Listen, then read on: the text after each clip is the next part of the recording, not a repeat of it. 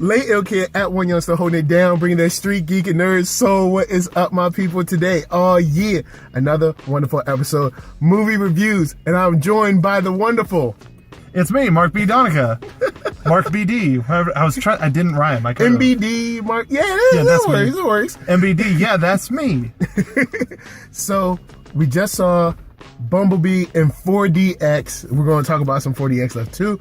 But this is full spoilers because the movie's been out, what, 2 weeks? Week and a half-ish. Yeah. So, you guys, you know, if you've seen it, then, hey, look, you know. Or if you haven't, I think there's people have such an expectation for Transformers movies, and just for the sake of transparency, this is the first Transformers movie that I've seen in theaters in its entirety. I've seen bits and pieces on TV here and there, and just been like, that ain't me. Even though I'm a Transformers fan. Yeah, I will say that this is the first movie that they've made. It took them 6 tries.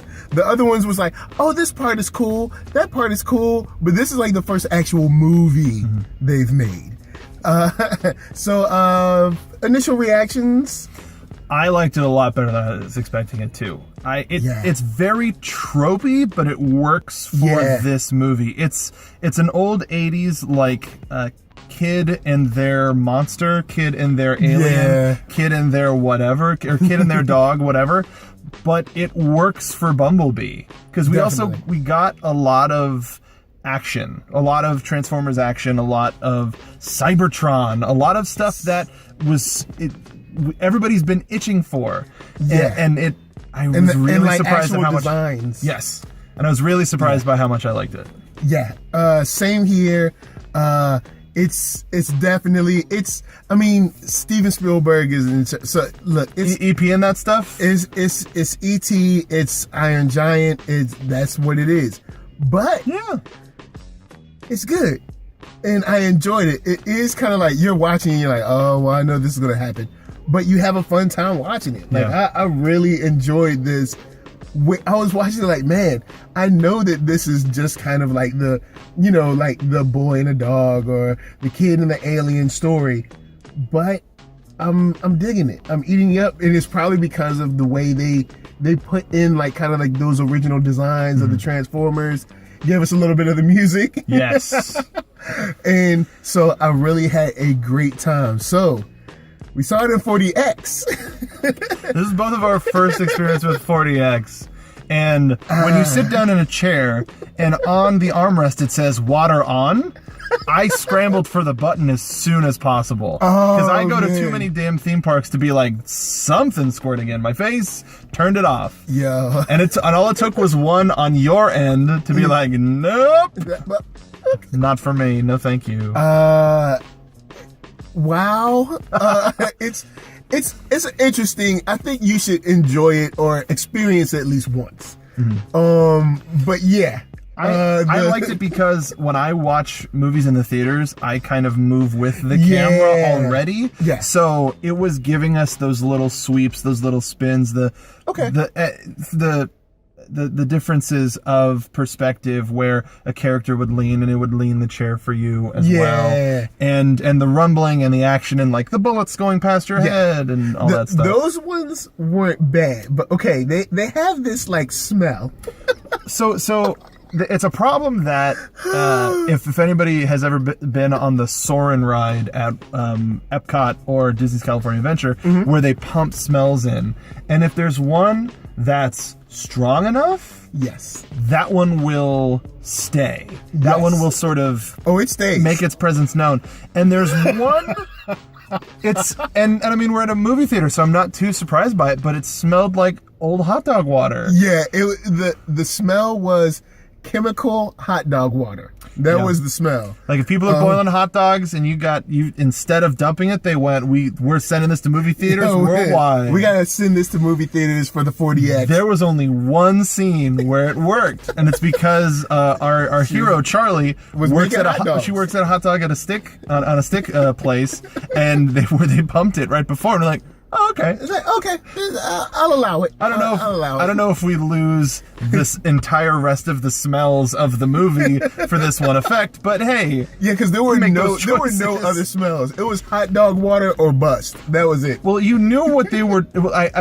I suspect what they were trying to do, like the scene where they're walking through the forest and you get a pump. Maybe that was supposed to be some sort. Maybe that was supposed to be some sort of like evergreen or dirt, like dirt. The smell of dirt, dude. True. Though. There's a safari section of the Soarin' ride, and they pump dirt when you're there's like a herd of elephants and whatever. But you're like, oh, this is great. It's like a nice dirt smell. Dirt don't smell bad. Yeah, it's a rustic. It's the stuff aroma in the dirt that smells bad. But if it's just dirt, that's the earth. That's home. It's just the earth. Yeah, but no, it wasn't hot dog earth, it did not. And also, they have there's one in theater effect is they have like 2 puffs of smoke on either side, which doesn't work when you're projecting a movie because it messes with the light on the screen. But it's so funny. It took me out. It looks so amateurish though. Yeah. It kind of reminded me of something like you would do like in a high school play. It's like two kids standing off stage with extinguishers just going poof. It's magic. It's the magic. So yeah, the smoke and the hot dog water, get rid of that. Everything else we're cool with for the Exodus. There were a couple of times where we were like thrown. Yeah, there was a couple times where I was like, whoa. All right, chill. All right, I kind of need a seatbelt for this. And I immediately, my movie tradition is I get a box of Junior Mints, what up, and a sponsor, and a Coke of some sort. And I was like, thank God I drank a bunch of it before, because it would be going. But then I realized shortly into the movie that that's still happening, but in my body. Oh, so there were times of heavy action where I was just like, okay, the Coke's coming back. But there would be particular movies that I would do that for again. Okay. But maybe not here because I don't want that hot dog smell. Unless I go, is there a scene where they're making hot dogs in the movie? No, then I'm not going to see it here. Can't see it. Sorry. Can't see it. No hot dog water. So I guess I want to talk about the acting because the acting was perfect for the time period that they placed it in. It seemed very like 80s family homey kind of like, even with the stepdad, the little brother that's kind of annoying. The most stepdad name ever, Ron. Come on, Ron. And then the mom giving her the helmet. But it was just very, parents just don't understand. Yeah. When did that song? No, that was early 90s, wasn't it? Wasn't that like 90, 91? It might have been like right at 89 or something like that. Yeah. But I have to look that up. It's gonna bother me. The acting I really dug. John Cena, he always stands out.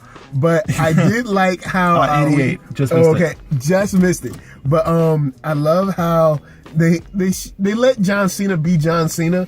Like for that one scene where he's like shooting the guy with the paintball. Yeah. He's like, I don't know why this isn't working. He had a couple moments. There was that, and there was are we really doing this? They said their name was Decepticons. Yeah. Is that not? And he's a weird guy. DC. It's weird because he's portrayed in the trailers as the main bad guy. Yeah. But he's just kind of the third lead. Yeah, he's kind of like the cog in the wheel of the military. He's kind of just like following, orders sort of and protocol. When he finds out B is a good guy, he's like, you know what? I salute you, soldier. I salute you. Because he got that, and then he got the what was the moment where he like fired back real quick at the dude that we were all laughing at? I totally forgot. Dang it. A lot happened within the last 20 minutes or so. Yeah, within the last 20 minutes. Then you have young Barry O. He's great. Oh man, only some people will get that. Hailee Steinfeld really did. Yeah, he's very small, but Hailee Steinfeld did amazing. I really liked her in this. I really liked her in this role. Man, she killed it. You know what? I wasn't really a big Hailee fan, but you know what, Hailee, sometimes it takes movies like this, you know? You got me. I'm a fan now. Like you said, everything in this feels like it's an 80s movie. Yeah. The only thing that wouldn't convince me that they just had this in a bunker somewhere was the effects for all of the robots. Oh yeah, for the Decepticons and for Bumblebee and all of the stuff on Cybertron. Which maybe it's like we've been holding on to this family plot movie, and now we'll just shoot a couple of inserts with new actors like Hailee Steinfeld and John Cena. But this was great. Bumblebee was an amazing character. Yeah, and finally got his just due on this one. In the Transformers films, I've seen them all. Well, I didn't see the fifth one. I saw the first four. I did not see the fifth. Look, I did my time. Okay, I've seen like 100 hours of Transformers movies, but this is a movie where I feel like Bumblebee got his just due. I feel like Cybertron got its just due, at least for being able to be seen. But even just seeing RC in her glory on the big screen and be like, no, let's go back. Yeah, let's go back. Hey, let's RC. But of course, a war is going on. They don't have time for that. No. But was it cool? Yes. I don't care how stupid the CGI will look. If you put a whole movie on Cybertron, I don't think anybody would be disappointed. Yeah, I don't think anybody, because they do the scene and then they come back and do a follow up with the scene later when he's trying to get his memories back, and Optimus Prime is just wrecking shop. And, until he's surrounded, but it's just, man, it's amazing. That was good. Wow, Optimus Prime, there is a reason why he is Optimus Prime. You see him shooting, flipping people over, giving people kneecaps, punching people in the head, tons of stuff. And then Bumblebee punted somebody's head at another guy. yeah, that was cool. I mean, it was really, there's a lot of stuff that's hokey, but that they didn't necessarily have to say those words exactly in that way, but they did. There was a similar moment I know we're not talking about this movie, there's a similar moment in Aquaman where it was like, you could have said that in a much less hokey movie way, and it would have had a lot more impact. What is it? Is it the Ocean Master? No. It was the we need more than a king. We need a hero. Like there's a way to say that line so much better without that, like, this is a movie. And with Bumblebee, there was a couple oh man, now I'm in Aquaman territory. I totally forgot I was going with Bumblebee. But it without that hokey dialogue makes sense in a movie that takes place in the 80s, where a lot of that dialogue existed in that time, or especially with like the bullies. Yeah, it's like these are 80s the bullies. Yeah, it was definitely an 80s bully thing, like a Stephen King bully or a Steven Spielberg bully. Oh yeah, Spielberg like Goonies bully. Yeah, definitely. It's like the older brother. You know, from her story, from Charlie's story with her father to the story with fixing the car, it was a natural progression. And I know it seems like I'm surprised that this is a real movie, but you got to remember, I've seen 4 Transformers You have movies. to remember, and sorry to bring this up, you have to remember the other Transformers movies in order for this to make sense. Yes, when you see all the other Transformers movies and then you watch this, you're going to be like, wow, they made a movie. Yeah.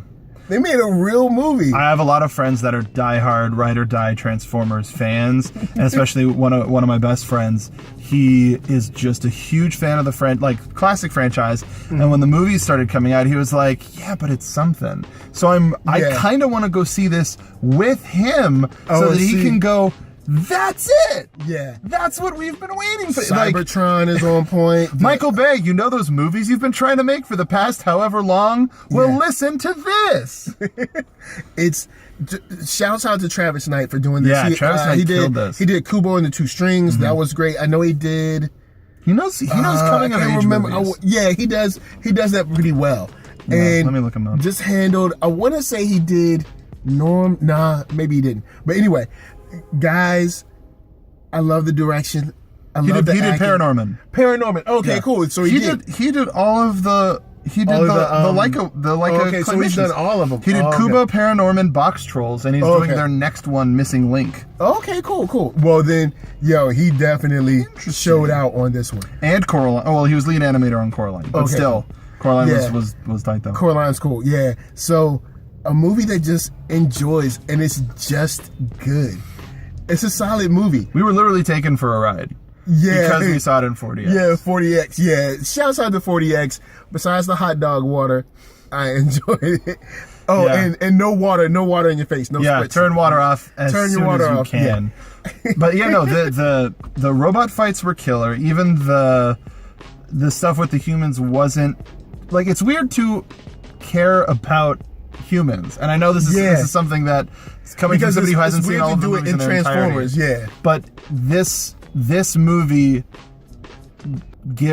will inform Bumblebee for all of the other movies. Yeah. So much more, and you understand why he would fight so hard for this place is because he has a tie to it. Yeah. And it serves it serves well as a nice little like soft reboot.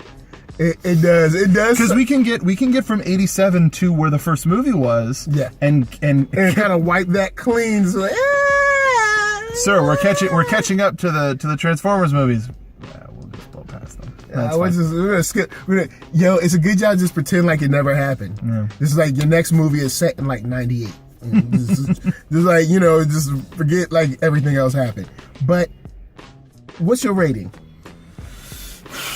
Because as a movie, it doesn't push any new boundaries. Nah. The CG is great, but the CG has been great for a while. Yeah. But the fact that I love the character of Bumblebee. I really do. I really cared about him. Like you can hear me just going, and they serve it well in here. Even the comedy in here is pretty solid. Well, even just when he wakes up when he wakes up and he's like, I don't know where I am, I'm just gonna hide in a corner because I'm scared. Yeah. Like you instantly can relate to that. Yeah. So it's a hurt, wounded, lost animal. Yeah. And like everybody has seen something similar to that, whether it's just like on your timeline on Facebook or whatever. But this doesn't break any new ground when it comes to story. But I think this might be taking my personal enjoyment with what I think the actual movie was. I think I want to give it a 3.5. Okay, but cool. Because most of that is me really enjoying it. Yes, and trying to be fair with it not breaking new ground. As a pure movie going experience, I'd say 4.5. But I'm gonna go 4. Here's why I'm going 4. Okay, go ahead. Because there's 5 other movies.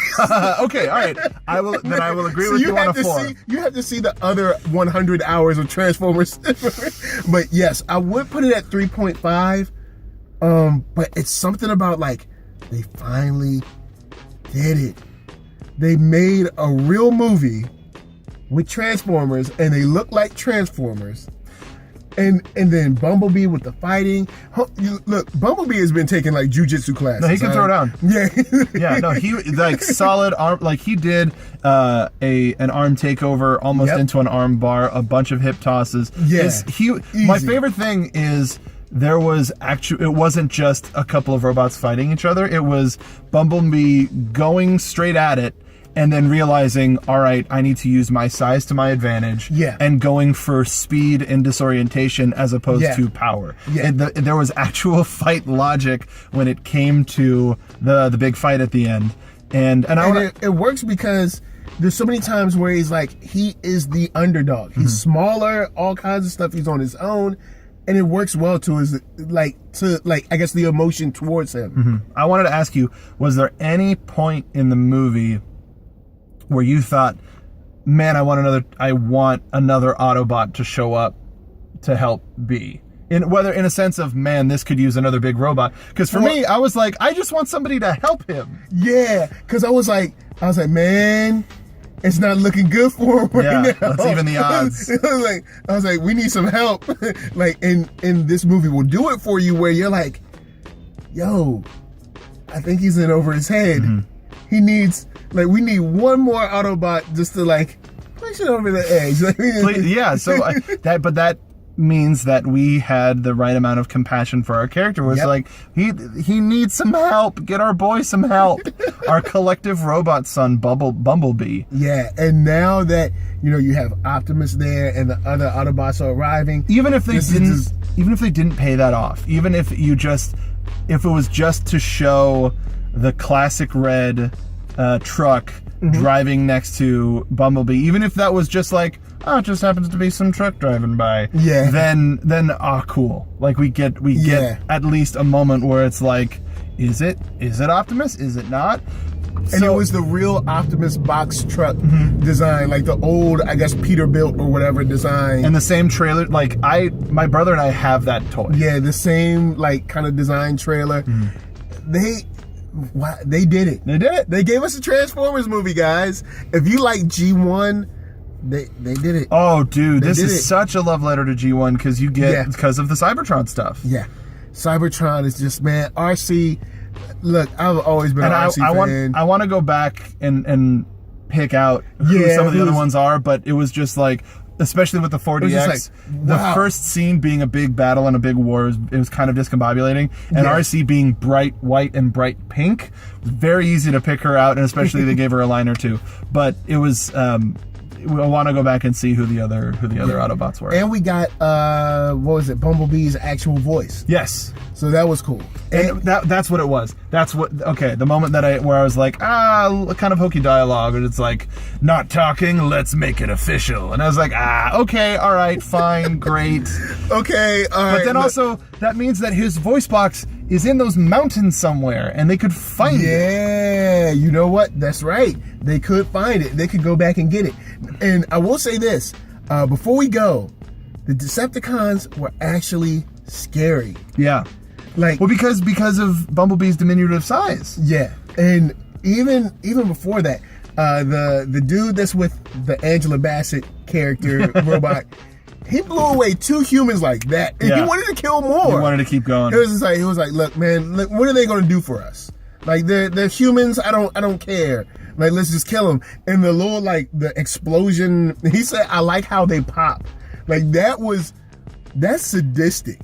That's like, I know they kind of like hit you with some undertones, but that was sadistic. And that was a good addition to this movie to let you know how crazy and how bad these robots are. So it was Drop Kick and Shatter. Oh, okay. Were the 2 ones. And really, right now, man. Really?